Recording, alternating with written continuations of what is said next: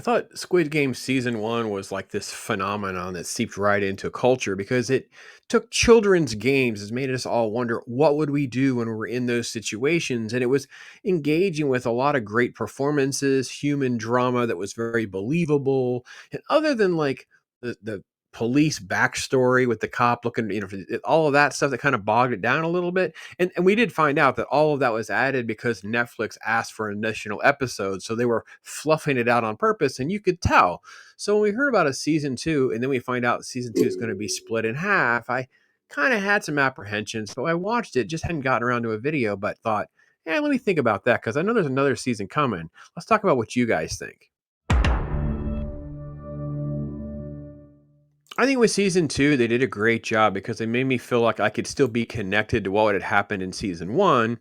There were great moments, and you could get all that before you end up having to endure what's going to happen next. And the problem is, it's kind of got a little bit of a slow start and a slow build because there's a lot of cat and mouse police stuff going on. And we're trying to kind of find the people that are tied to the game itself and figure out will they ever actually going to be held accountable for their part in all of this. And it's a little slow going. I have to be honest. The fact that I didn't really get right into the gameplay, I was very, I'm not sure, but I got to be honest, I really like this part of it.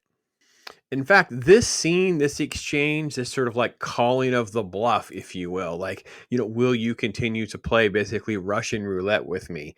And I got to be honest, man, this was possibly some of the best scenes of the entire season. And I wish there was kind of a little bit more of this.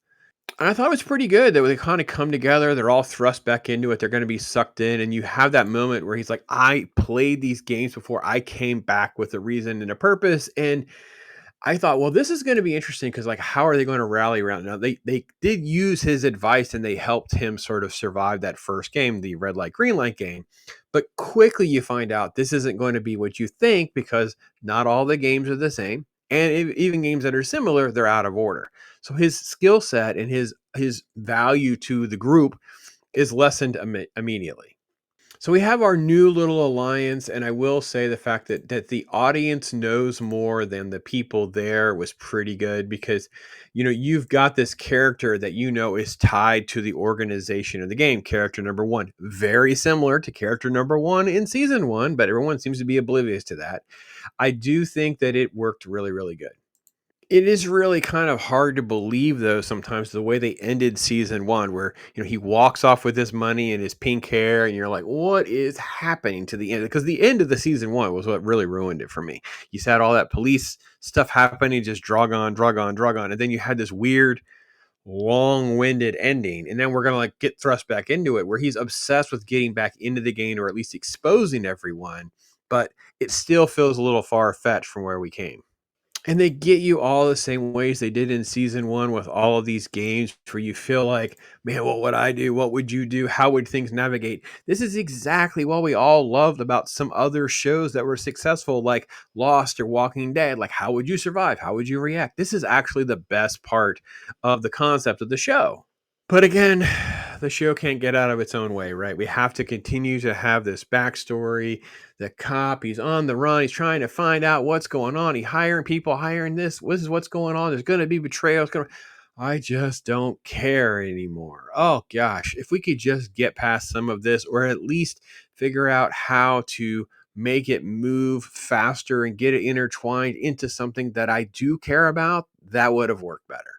All right, another thing in season two, which is just god awful, is this character. They have this weird thing where they're going to go back to these organ trafficking piece with the dead. They're not really dead yet. Like they get shot or eliminated from the game, but they're not fully executed, put into a coffin, taken off, and they're harvested. And they have her as one of the gunmen that takes out people that fail in the game, but then they have her as sort of like, oh, she's rebelling against the trafficking thing. And it's just tedious. They're used as sort of like transitional elements from the game itself and the activities. It's like, okay, this is what's happened. Okay, we're going to cut to this subplot, and that will give us the audience time to. I don't care, man. Or make it matter more. Like it's just one of these things where make it matter more. So, the worst parts of the episode, no, it's not because the character's trans and needs to win the game to play for the rest of their surgeries. It's the fact that they and the rest of these people think that the idea to survive will be to ambush the guards, steal a bunch of guns, and firefight their way out. And of course, it is former military, so it's fantastic with a gun. And these scenes are chaos and confusing and retarded. There's so much time spent. Are you out? Are you out of gun? Do you have enough ammo? Run back and get ammo and do that. It was so tedious.